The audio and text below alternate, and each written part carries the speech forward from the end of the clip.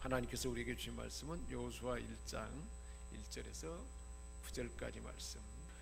여호와의 종 모세가 죽은 후에 여호와께서 모세의 수종자 눈의 아들 여호수아에게 말씀하여 내 종 모세가 죽었으니 이제 너는 이 모든 백성과 더불어 일어나 이 요단을 건너 내가 그들 곧 이스라엘 자손에게 주는 그 땅으로 가라. 내가 모세에게 말한 바와 같이 너희 발바닥으로 밟는 곳은 모두 내가 너희에게 주었노니 곧 광야와 이 레바논에서부터 큰 강 곧 유브라데 강까지 해쪽 속의 온 땅과 또 해지는 쪽 대해까지 너희의 영토가 되리라. 내 평생에 너를 능히 대적할 자가 없으리니 내가 모세와 함께 있었던 것 같이 너와 함께 있을 것임이니라. 내가 너를 떠나지 아니하며 버리지 아니하리니 강하고 담대하라. 너는 내가 그들에게 조상에게 맹세하여 그들에게 주리라 한 땅을 이 백성에게 차지하게 하리라. 오직 강하고 극히 담대하여 나의 종 모세가 내게 명령한 그 율법을 다 지켜 행하고 우로나 저로나 치우치지 말라. 그리하면 어디로 가든지 형통하리니 이 율법책을 내 입에서 떠나지 말게 하며 수야로 그것을 묵상하여 그 안에 기록된 대로 다 지켜 행하라. 그리하면 내 길이 평탄하게 될 것이며 내가 형통하리라. 그래서 하나님의 약속, 하나님의 비전을 붙잡는 그 비전을 붙잡도록 여호수아에게 말씀을 주셨고, 그래서 계속해서 모세를 통해서도 또 말씀을 주셨고, 주신 말씀이 하나님의 약속, 하나님의 약속이 우리에게 비전이잖아요. 우리에게 주신 약속. 그래서 우리 모두에게는 항상 하나님의 비전으로 우리는 불타올라야 한다는 것입니다. 하나님의 비전을 바라본 사람은 세상의 사소한 것에 낙심하지 아니하고 그 목표를 향하여 담대하게 달려가는 용기와 또 그 담대함과 또 기대가 늘 있기 때문에 마음에 늘 평강이 있고 소망이 가득 차고 삶이 막 활기차고 눈이 번쩍번쩍 빛나는 그 삶을 살게 되는 것을 볼 수가 있습니다. 그래서 비전을 붙잡아야 우리 마음을 지킬 수가 있다는 거예요. 비전을 붙잡을 때 마음을 지킬 수가 있다는 것입니다. 세상을 보는 눈에 따라서 사람들을 세 종류로 나눌 수 있다 그래요. 첫 번째는 비관주의자입니다. 그런 사람들은 어떤 사람일까요? 눈에 보이는 대로 믿는 사람들, 눈에 보이는 것에 따라서 살아가는 사람들은 비관주의자입니다. 두 번째로는 낙관주의자가 있습니다. 이런 사람들은 눈에 보이는 대로 믿는 것이 아니라 자기가 믿는 대로 보는 사람들입니다. 자기가 중심이에요. 자기가. 이런 사람들은 낙관주의자예요. 그러니까 자기가 모든 것을 항상 좋게만 해석을 해요. 세 번째로는 비전을 가진 사람입니다. 어떤 사람일까요? 하나님이 주신 약속을 바라보며 사는 사람. 이런 사람들은 현실을 뛰어넘는 사람입니다. 성경에 많은 인물들이 처음에는 하나님의 약속을 붙들지 못했어요. 그렇기 때문에 현실에 침몰할 수밖에 없었지만 하나님의 약속, 비전을 받고부터는 현실을 뛰어넘는 사람이 되었던 것입니다. 바라보는 초점이 명확해야 되는 거죠. 달리기를 할 때도 목표가 분명해지잖아요. 도달하기를 원하는 목표가 분명해야 된다는 거예요. 우리 그리스도인의 삶에 항상 우리 하나님 우리에게 더 나은, 더 가난의 그 원대한 비전을 우리에게 다 주셨다는 거예요. 그래서 그 비전, 그 목표가 분명하는 것이 중요하다는 거예요. 무엇을 기대하고 사는지 그것이 바로 우리의 삶의 성패를 좌우하게 됩니다. 내가 기대하고 있는 것이 뭔가, 내가 바라는 어떤 욕망인가, 하나님 주신 비전인가, 아니면 세상 사람들이 추구하는 어떤 것인가, 그것이 삶의 성패를 좌우한다는 거예요. 출애굽에서 가나안에 들어가는 목적이 빵의 문제가 아니었습니다. 편안한 잠자리나 거처의 문제가 아니었습니다. 마늘, 부추, 팔을 따지는 건강의 문제도 아니었습니다.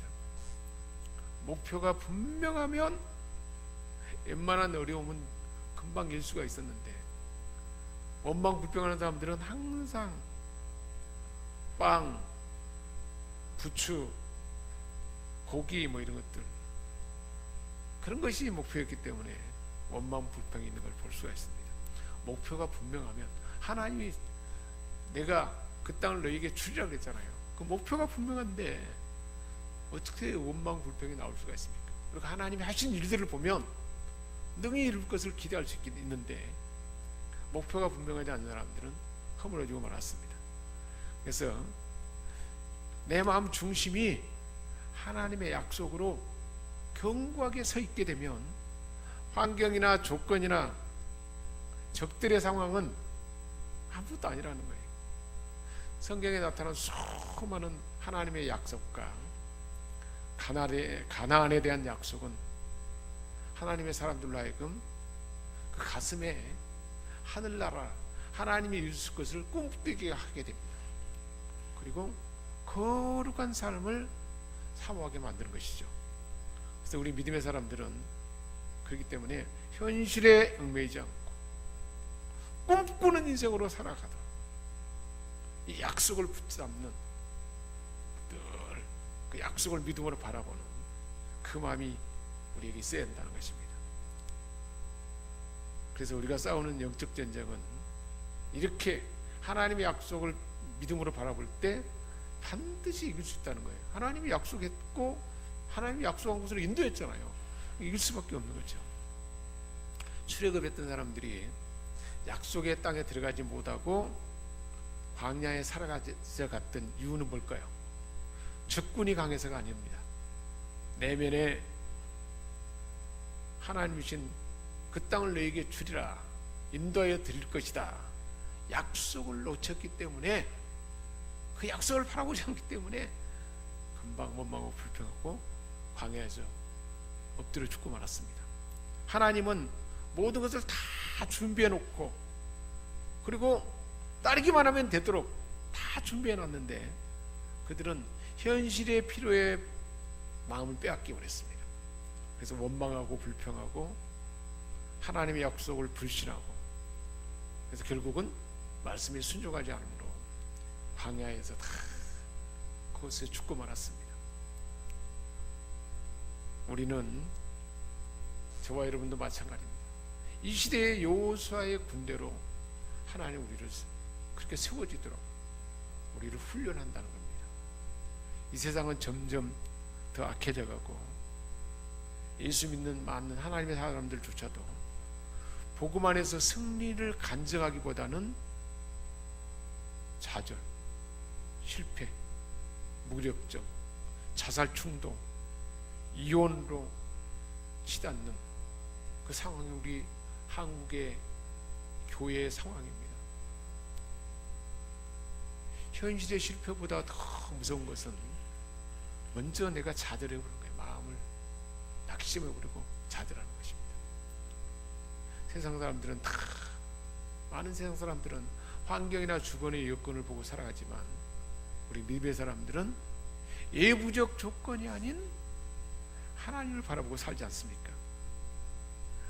자동차가 다 아무리 고장이 나도 엔진만 살아있으면 고쳐 쓸 수가 있습니다. 엔진만 살아있습니다. 우리 하나님은 저와 여러분의 인생에 영원히 꺼지지 않는 엔진입니다. 그래서 하나님만 붙들고 있으면 고치면 돼요. 불가능한 도전 앞에서 포기하거나 후회하지 않는 그런 하나님의 비전이 있는 사람은 용기를 가지고 쫓아갈 수가 있습니다. 우리가 싸워야 할 적들은 건강이 약화되거나 마음이 어둡거나 사업에 이기가 있고 영적 침체가 있고 부부관계가 문제 있고 자녀가 탈선하고 자녀들이 탈선하고 중독되는 이런 개인적 사회의 문제가 우리 주변에 얼마나 깔려 있는지 몰라요. 우리 한국 사회는 여러 면에서 경제적으로 향상은 됐지만 끔찍한 절망의 상황이 많이 나타나 있습니다. OECD 가입국 중에서 자살률이 1위입니다. 이혼율이 1위예요. 그냥 넘어갈 일이 아니에요. 불명실한 타이틀이 우리 대한민국 안에 있습니다. 우리 지금 이 시대에 보면 새로운 신조어들을 보면 우리 사회의 현주소를, 대한민국의 현주소를 알 수가 있습니다. 취업 대란에 대한 신조어가 있잖아요. NG족, No Graduation, 그래서 NG족. 그 뭐냐면 실업자가 되지 않게 해서 졸업을 연기하는 학생을 NG족이라고 합니다. 실업자가 되지 않게 해서 졸업을 계속 연기한다는 거예요. 낙타족, 낙타가 바늘 구멍을 통과하기만큼 어려운 취업을 그 때문에 힘들어하는 그런 학생들을 갖다 낙타족이라고. 그 다음에 고시족과 공시족, 고시나 공무원 시험을 준비하는 구직자, 고시족, 공시족. 88만 원 세대, 20대 비정규직 노동자가 88만 원 정도를 받고 산다는 거예요. 일이, 직업이 없어가지고. 이태백, 20대 태반이 백수라는 거예요. 청백전, 청년 백수 전성시대. 얼마나 참 끔찍한 일인가요? 이구백, 20대 90%가 백수라는 거예요. 십장생, 10대들도 장차 백수를 생각해야 한다는 것이. 조기 퇴직에 대한 신조어들이 있습니다. 6.25, 62살이 되어서도 퇴직을 안 하면 오적이 되네요. 오적. 5.6도, 56살이 되어서도 퇴직을 안 하면 도둑이라는 거예요. 4.5정, 45살에 정년 퇴직을 해야 된다는 거예요. 38선, 38살이 명예퇴직의 시기라는 겁니다. 그래서 오늘 이 시대를 평생 직장 시대는 지나가고 이제는 평생 직업 시대라 그렇게 말합니다. 사회가 참 만만치 않아요. 여호수아가 직면하고 있는 전쟁, 가나안 정복 전쟁이나 지금 우리 대한민국 사회가 처한 개인적, 가정적, 사회적 불안이 여호수아의 그 가나안을 정복하려 때 두려움과 그 불안한 마음과 거의 동일한 것 같지 않습니까? 그러나 우리는 아무리 시대 상황이 어렵다 할지라도 약속을 붙잡으면 일어날 수가 있습니다. 여호수아 1장 5절에 말씀했습니다. 내 평생에 너를 능히 대적할 자가 없으리라. 이 약속의 말씀을 우리는 붙들어야 돼요. 내 평생에 너를 능히 대적할 자가 없으리라. 이것이 바로 하나님 주신 음성입니다. 붙잡아야 할 약속입니다. 여호수아 1장 2절에 내 종 모세가 죽었으니 이제 너는 이 모든 백성과 더불어 일어나 이 요단을 건너 내가 그들 곧 이스라엘 자손에게 주는 그 땅으로 가라. 하나님은 지금 왜 요단을 건너오게 했습니까? 약속으로 주는 그 땅으로 보내기 위해서 요단을 건너게 하고, 요단을 건너는 일도 법궤가 먼저 가게 되고 물이 갈라진 그들을 그냥 따라가기만 했으면 됐습니다. 다 하나님이 예비한 것입니다. 탁월한 지도자 모세가 떠나고 난 이후에 여호수아의 마음이 어땠을까요? 강한 적들 때문에 두려움이 있었을 것이고, 미래에 대한 불안, 전쟁을 위한 전략이나 그리고 백성을 이끌어갈 것에 대한 부담감, 얼마나 힘들었을까요? 여호수아의 마음이. 이런 위기 중에 여호수아가 붙잡았던 승리의 원칙이 뭘까요? 여호수아 1장의 말씀에 다 있어요. 하나님만 믿는다고 하면서도 많은 사람들이 중심을 잡지 못하고 표대 없이 달려가는 사람들이 많습니다. 그런 믿음의 사람들에게 여호수아서를 통해서 주시는 하나님의 메시지가 오늘 우리에게 들려주고 있는 것입니다. 하나님의 약속을 붙잡고 기도하는 겁니다. 위로부터 주시는 약속을 우리 목표로 설정하는 겁니다. 이미 아브라함에게, 그들의 조상 아브라함에게 하나님이 주셨던 약속이 있습니다. 있었습니다. 창세기 15장 16절에 내 자손은 4대 만에 이 땅으로 돌아오리니 이는 아모리 족속의 제약이 아직 가득 차지 아니함이라 하시다. 그러나 4대 만에 아모리 족속의 제약이 가능하면 하나님이 이 땅에 들어가게 할 것이다. 이미 약속한 약속입니다. 15장 18절에서 21절 그날에 여호와께서 아브람과 더불어 언약을 세워 이르시되 내가 이 땅을 애굽강에서부터 그 큰 유브라데까지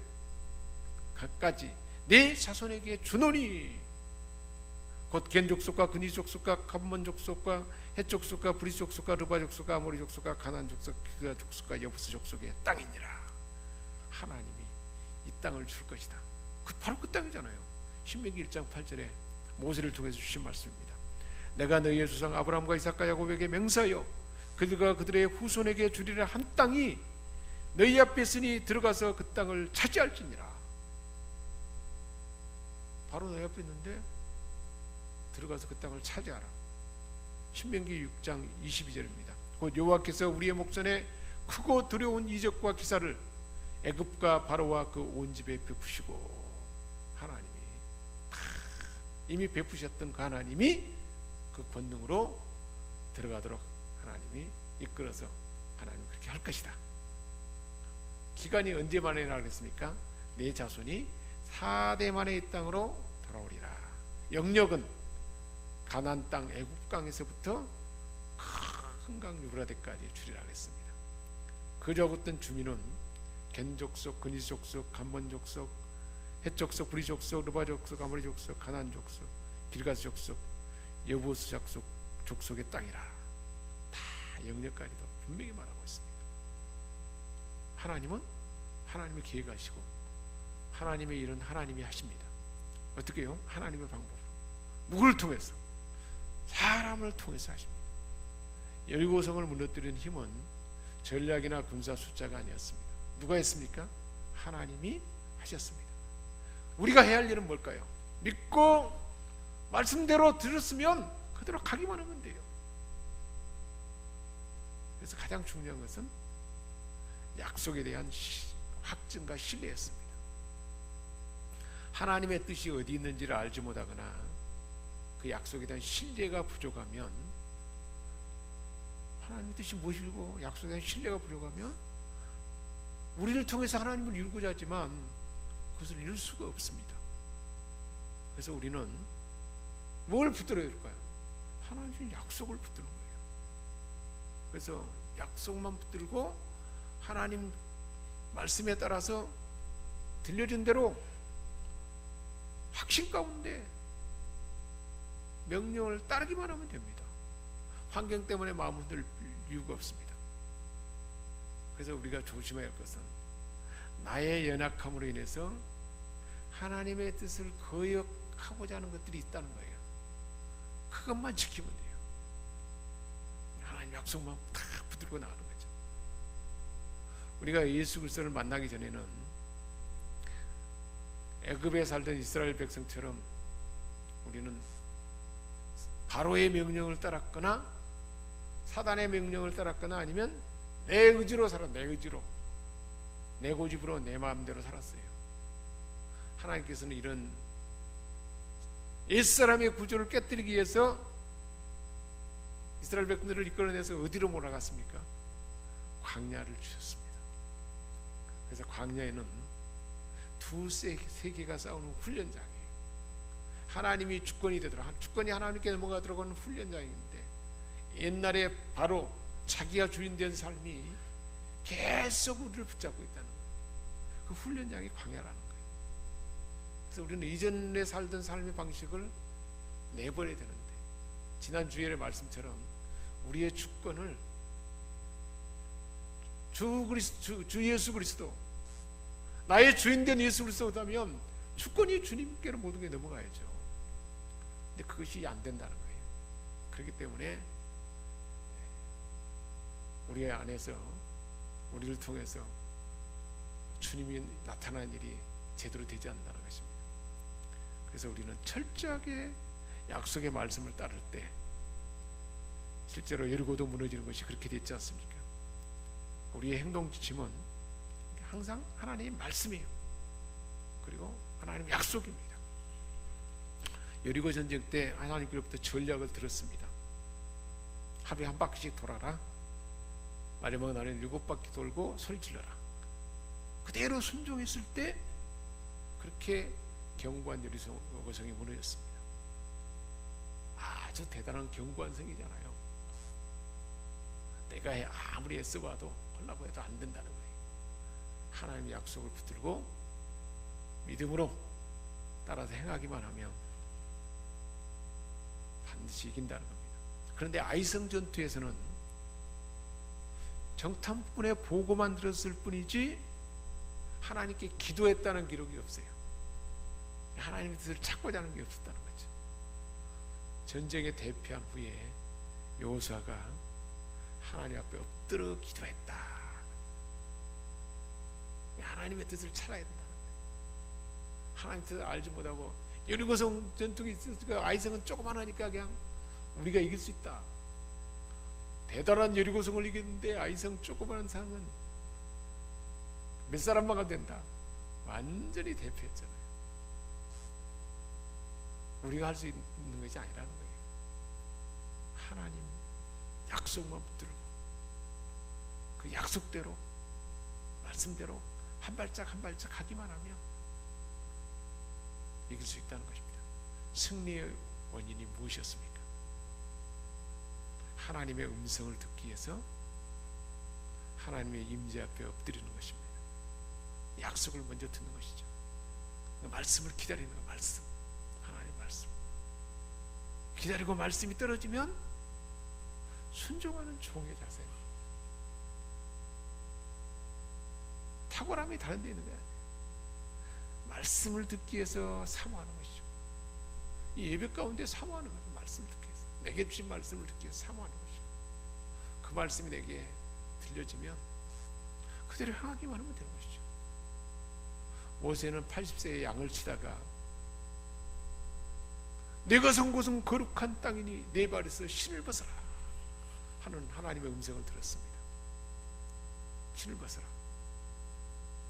자기를 내려놓는 순간이죠. 사도 바울도 다메섹 도상에서 주님을 만난 후에 이방인의 사도가 되라는 음성을 아나니아를 통해서 기도하면서 들었습니다. 성 프란시스코는 내 집이 허물어져 가고 있으니 내 집을 세우라 하는 그 말씀을 들었습니다. 이화여대를 설립한 김한남 박사는 젊은 시절에 너는 이 나라의 여성들을 위해서 일하는 사람이 되라 하는 그 음성을 들었다고 합니다. 우리는 하나님으로부터 말씀을 통해서 감동을 받든지 또 개인적으로 묵상하는 가운데 하나님의 음성을 듣는 것입니다.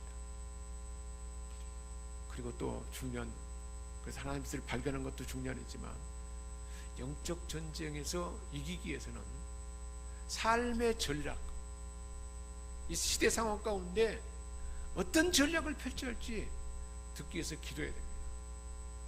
여리고를 점령하도록 하나님은 그 계획은 주셨는데 어떻게 여리고를 점령하겠다는 전략이었습니까? 한 바퀴 도는 거죠, 매일. 그게 하나님의 전략이었습니다. 하나님 음성을 듣는 거죠. 매일 한 바퀴를 도는 거죠. 그리고 마지막 결정적인 순간에 6바퀴 돌고 마지막 7바퀴 돌면서 소리 지르는 거죠. 계속 하나님의 뜻을 따라서 그대로 행하는 것입니다. 반복해서 마지막에는 더 반복해서 우리 현재 삶 가운데 여리고를 무너뜨리기 위해서 하나님은 그 여리고가 무엇인지 그것을 무너뜨리기 위해서 하나님 준 전략이 뭘까요? 기도함으로써 우리는 그것을 들어야 한다는 것입니다. 지난날에 실패했어도 우리가 하나님의 약속의 말씀을 듣고 하나님의 전략을 기도 가운데 들으면 승리자가 될 줄 믿습니다. 약속을 붙잡으면 어떤 역경 가운데서 일어날 수가 있습니다. 그래서 늘 일생을 통해서 붙잡고 살아가는 약속의 말씀이 우리 안에 있어야 돼요. 일생을 통해서 붙잡고 살아가는 약속의 말씀. 우리 생명샘교회 매년 주신 말씀, 매년 미션의 말씀을 주신 이 말씀만 붙들어도 참 대단하지 않겠습니까? 그래서 제가 사람들이 그 생일을 맞으면 그 생일에 지금 최근 몇 년 동안에 주신 약속의 말씀을 바탕으로 해가지고 그게 기도하고 축복의 말씀을 제가 전해줍니다. 그게 하나님 주신 약속의 말씀이에요. 그냥 주는 거 아니에요. 어떤 사람은 그럴 거예요. 전에 계속 줬던 말씀을 왜 또 주고 올까? 분명하게 주신 말씀이니까. 그래서 최근에 주신 말씀은 제일 뒷부분에 또 있잖아요. 그 약속의 말씀을 늘 붙드는 거예요. 일생을 통해서 내가 붙잡고 살아가야 할 약속의 말씀이 무엇인가?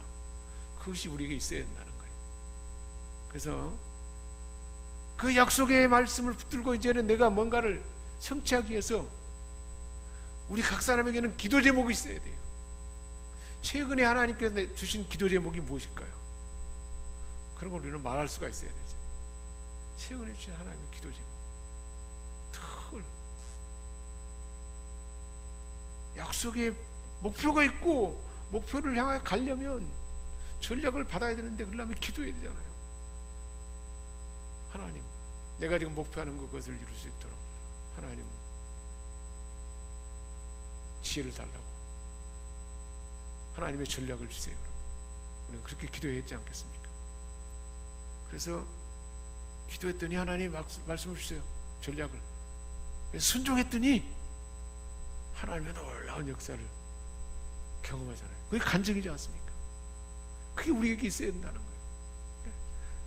붙잡아야 할 약속의 말씀을 붙들었으면 그 성취할 전략을 향한 또 기도함으로써 하나님 방법, 성취하는 방법을 받아야 행할 수 있잖아요. 그리고 그대로 순종했을 때 하나님이 준 그 일을 우리는 간증하는, 그것이 우리가 삶의 증언자로 사는 것이지 않습니까? 우리 하나님께서 그 목자였던 모세를 통해서 전해준 격려의 말씀이 신명기 3장 28절, 31장 7절, 8절에 있습니다. 신명기 3장 28절에 너는 여호수아에게 명령하고 하나님은 했어요. 그를 담대하게 하며 그를 강하게 하라. 그는 이 백성을 거느리고 건너가서 내가 볼 땅을 그들이 기업으로 얻게 하리라 하셨느니라. 우리 하나님께서 모세를 통해서 여호수아에게 격려하는 말씀을 준 거예요. 그렇게 해서 모세에게 여호수아에게 격려하라는 거예요. 신명기 31장 7절에는 모세가 여호수아를 불러 온 이스라엘의 목전에서 그에게 이르되 너는 강하고 담대하라. 너는 이 백성을 거느리고 여호와께서 그들의 조상에게 주리라고 맹세하신 땅에 들어가서 그들에게 그 땅을 차지하게 하라. 모세를 통해서 여호수아에게 격려하는 말씀입니다. 신명기 31장 8절 그리하면 여호와 그가 내 앞에서 가시며 너와 함께하사 너를 떠나지 아니하시며 버리지 아니하시리니 너는 두려워하지 말라 놀라지 말라. 모세가 떠난 후에 두려워하고 염려하고 막 불안해할 때 할 것을 알고 하나님은 이미 말씀을 주신 거예요. 여호수아가 이 약속의 말씀을 붙들었을까요? 안 붙들었을까요? 붙들었으니까 그렇게 담대할 수가 있었죠. 너는 강하고 담대하라. 너는 이 백성을 거느리고 여호와께서 그들의 조상에게 주라고 맹세하신 땅에 들어가라. 그들에게 그 땅을 차지하게 해라. 여호와 하나님이 앞서가시며 너와 함께하사 너를 떠나지 아니하시며 버리지 아니하시라. 그러니 너는 두려워 말라 놀라지 말라. 여호수아에게 붙들도록 하나님 주신 말씀이잖아요. 가나안의 삶을 살고자 하는 저와 여러분에게도 이 약속의 말씀을 주신 줄 믿습니다. 어려운 일이 오면 두려워하고 염려하는 것은 당연합니다. 근데 신앙의 힘은 뭘까요? 어려운 일이 와도 약속의 말씀이 있기 때문에, 믿는 바가 있기 때문에 여호수아도 환경을 보면 막 두를 거잖아요. 약속의 말씀이 있고 하나님 신뢰하는 믿음이 있기 때문에 담대할 수가 있는 것입니다. 아무리 위기가 와도요, 배우가 든든하면 당당한 거예요. 아이가 동네에서 놀다가 상당히 자기보다 큰 형이 막 괴롭히려고 할 때 저 멀리서 아빠가 오는 것을 봤어요. 그러면 그 형 앞에서 당당하지 않겠습니까? 왜 그래요? 지금 저기 아빠가 오고 있으니까. 마찬가지예요. 아무리 강한 적이 있어도 하나님이 함께 하는데 약속을 붙들면 담대할 수가 있다는 겁니다. 그래서 우리는 제일 두려움을 극복해야 돼요. 두려움은 실패를 주기 때문에. 그래서 이 두려움을 극복하려면 항상 약속의 말씀을 계속해서 붙들고 내면하는 거예요. 그래서 행동으로 약속을 말씀을 붙들고 순종했을 때 하나님의 살아계심을 자꾸 경험해야 돼요. 그래서 여호수아는 하나님과의 관계뿐만 아니라 그의 목자였던 모세와의 관계에도 아주 신실했습니다. 그의 목자인 모세를 통해서 늘 영적 공급을 받았잖아요. 훈련을 받아서 늘 먼 발치에서 모세를 뒤따라가게 했습니다. 그래서 모세는 하나님의 감동을 따라서 여호수아를 항상 격려했습니다. 우리 모두에게는 하나님의 음성이 첫 번째로 중요합니다. 그리고 또 부모가 필요하죠. 스승이 필요하고 목자의 위로와 격려도 아주 중요합니다. 목회자를 통해서 매주일 주신 말씀, 예배 때 주신 말씀이 다 하나님의 음성이지 않겠습니까? 모세의 이러한 격려들은 여호수아에게 큰 용기와 자신감을 붙들어줬지 않겠습니까? 엄청난 용기를 갖게 해서 여호수아의 마음을 막 북돋아 주도록 하나님이 모세를 통해서 말씀을 주신 거죠. 지난날의 삶 가운데 내가 위기를 만났는데 나의 목자 아니면 내가 나의 멘토에게서 따뜻한 위로의 말씀을 들은 것 기억이 나는가요? 하나님 반드시 직접 말씀을 통해서 줄 수도 있지만 설교 말씀을 통해서 주변의 누군가를 통해서 위로의 말을 하나님 들려준다는 거예요. 그것이 우리 삶에 아주 중요한 영적 삶의 난간을 극복할 수 있는 원리인 것입니다. 위기를 만났을 때 나를 통해서 하나님의 음성이나 위로를 전해줬던 내가 양육하는 그 양, 내가 돌보는 자에게 그가 막 위기 가운데 어려움 가운데 있는데 하나님 나를 통해서 격려하고 위로하도록 주신 말씀이나 어떤 것들이 있을 수 있잖아요. 우리는 그렇게 살아가는 거죠. 그리스도 안에서 도움을 받고 격려받고 또 격려를 주고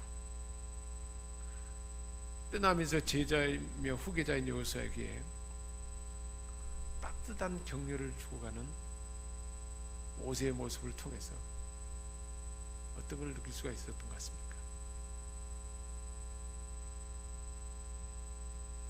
저와 여러분의 삶이 이처럼 누군가에게 격려를 주고 용기를 주도록 하나님 우리를 훈련시키고 그렇게 우리 삶 가운데 우리 하나님은 역사한다는 것을 우리에게 들려주고 있습니다.